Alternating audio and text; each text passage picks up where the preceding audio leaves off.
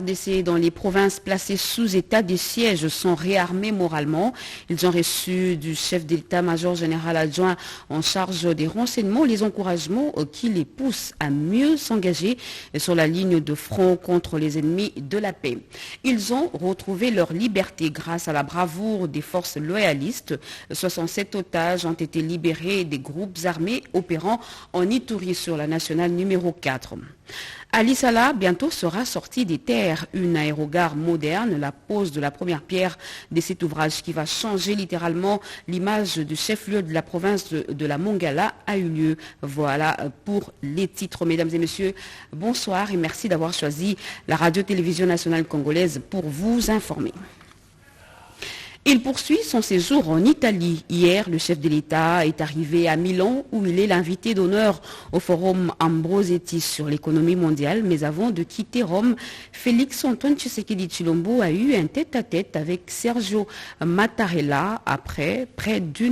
Pendant près d'une demi-heure, les chefs d'État congolais et italiens ont passé en revue les relations bilatérales vieilles de plusieurs années. Giscard Koussema nous en parle.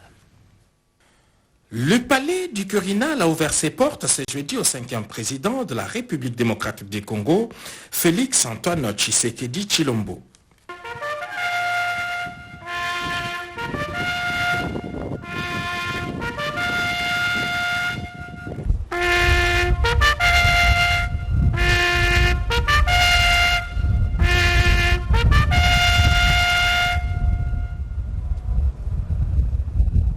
Comme le veut la tradition italienne, après ces cérémoniels d'accueil opérant Quirinal, les chefs de l'État a traversé les appartements napoléoniens pour la salle del Bronzino où l'attendait son homologue Sergio Mattarella. La rencontre entre les deux chefs d'État a été très conviviale en présence des officiels de la République démocratique du Congo et leurs correspondants italiens. Dans un premier temps, le président Mattarella et son hôte de marque Félix Antoine Tshisekedi Tshilombo ont eu un entretien en tête-à-tête d'une demi-heure assisté par les chefs de diplomatie des deux pays. Cette rencontre au sommet, la première du genre, fait suite à l'échange téléphonique entre les deux présidents après la disparition tragique en terre congolaise de l'ambassadeur italien Luca Attanasio. Au sujet justement de cet incident malheureux, a-t-on appris dans les coulisses du Quirinal, les deux chefs d'État se sont mutuellement félicités pour le partage des informations liées à cet incident.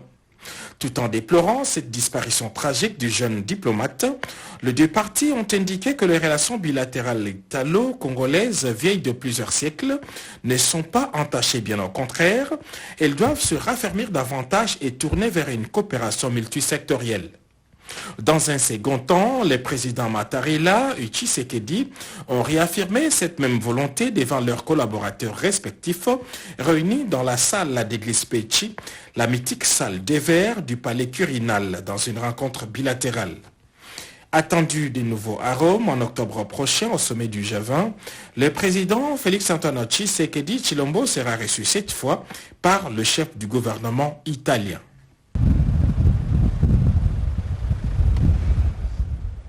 À Kinshasa, dès la rentrée parlementaire de septembre prochain, le Sénat congolais va créer le groupe d'amitié Chine-République démocratique du Congo.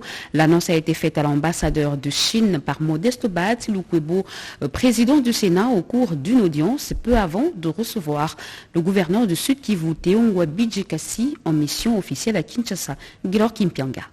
Les projets de développement dans la province du Sud Kivu étaient au menu des échanges entre le président du Sénat, Modeste Bahati Lukwebo, et Théongwa Bijekasi, gouverneur de cette province. Le chef de l'exécutif provincial a profité de son séjour à Kinshasa pour solliciter des sages conseils et des orientations auprès du président de la Chambre de sages pour la bonne marche de sa province en se basant sur la vision du chef de l'État, Félix Antoine Tshisekedi Tshilombo. Il signale l'amélioration de la situation sécuritaire grâce à l'implication des autorités nationales.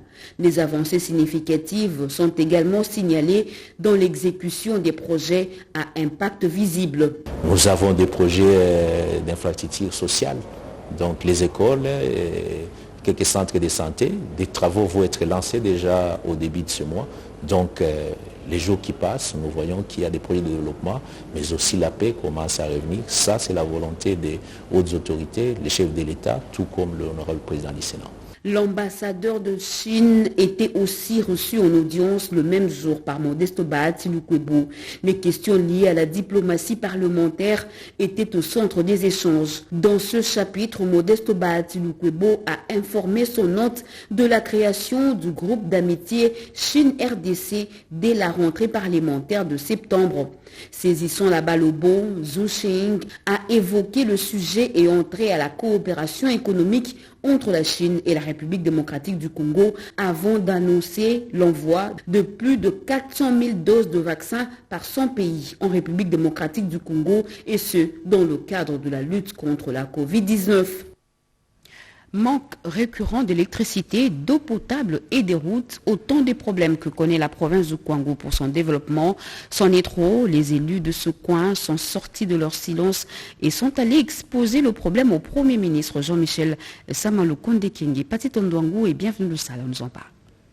Les difficultés qui entravent le développement de la province du Kwango ont été exposées au Premier ministre, chef du gouvernement Jean-Michel Sama Lukonde-Kyenge lors de son entretien avec les caucus des députés nationaux de cette province à la primature. Proche de Kinshasa, siège des institutions, le Kwango ne bénéficie pas des avantages qu'offre cette proximité et à cela s'ajoute son problème d'enclavement et de manque d'infrastructures. Vous savez que la province du Kwango et surtout la ville de Kyenge est la porte d'entrée et de sortie de la ville de Kinshasa. Nous avons épinglé avec son Excellence Monsieur le Premier ministre les problèmes qui concernent l'électricité, l'eau, les problèmes de la santé, surtout avec le konzo et la fièvre typhoïde, ou en ce qui concerne les désenclavements, parce que c'est la source du développement. Que le Premier ministre était très attentif et très positif. Ce caucus a eu des assurances du chef de l'exécutif national qui a promis des solutions à sa requête car les Kwango figurent parmi les provinces dont les territoires vont bénéficier des projets d'investissement du gouvernement. Les hommes des troupes au front ont un moral au zénith. Le chef d'état-major général adjoint en charge des renseignements est arrivé en Ituri. Il s'est entretenu avec les militaires après l'attaque des ADF à Komanda. Joseph Oscar Mbalkaïch. Des officiers supérieurs militaires se succèdent dans les provinces de l'Ituri et du Nord Kivu en état de siège. À l'étape de Bunia, le chef d'état-major général adjoint en charge des opérations et renseignements a pris langue avec les commandements du secteur opérationnel de l'Ituri pour booster le moral des hommes des troupes engagés sur la ligne de front. Nous sommes venus pour assister à une réunion pour la mutualisation des forces entre les deux provinces parce que les deux provinces partagent des moments un ennemi commun que vous connaissez. Alors il faut qu'il y ait une préparation avec une mutualisation des forces pour combattre cet ennemi-là. De Bunia, le lieutenant général Jean-Claude Yave, en compagnie du gouverneur militaire, le lieutenant général Johnny Luboyankashama, s'est rendu à Beni dans la province du Nord Kivu. Sur place, les chefs d'état-major général adjoint en charge des opérations et renseignements, le lieutenant général Jean-Claude Diave, a présidé une réunion avec les commandements militaires, réunion élargie à la MONUSCO pour mutualiser les forces afin de mieux traquer l'ennemi.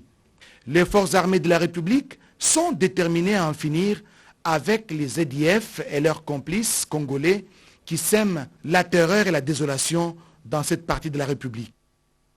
C'est une prouesse pour les forces loyalistes opérant en Ituri. 67 otages viennent d'être libérés des mains de groupes armés sur la nationale numéro 4. Les infatigables forces armées de la République démocratique du Congo continuent à traquer l'ennemi jusqu'à son dernier retranchement. Regardez. C'est à profondeur, dans la zone d'Ofaï, sur la RN4, pendant la poursuite de l'ennemi, que ces 67 otages, dont 5 femmes et 8 enfants, ont été récupérés par